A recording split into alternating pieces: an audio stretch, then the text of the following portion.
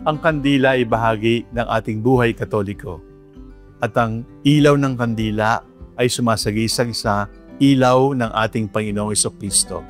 At pangkaraniwan nating pinaniniwalaan na ang ilaw ng kandila ay panalangin na iniaalay natin sa Diyos.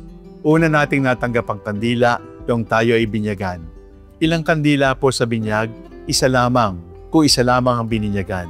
Sapagkat ang kandilang ito ay napakahalaga, ito po ay dapat itago ng magulang upang gamiting kandila sa First Communion, gamiting kandila sa kumpil, gamiting kandila sa kasal, o kayang kandila sa ordinasyon. At noon pong unang panahon, ang kandilang ito na tinanggap sa binyag ay inilalagay sa casket, sa ataol, sa kabaong ng mga yumao upang alalahanin na ang kandilang ito sa binyag, tanda ng liwanag ni Kristo, ang aakay sa Kanya sa pinto ng langit.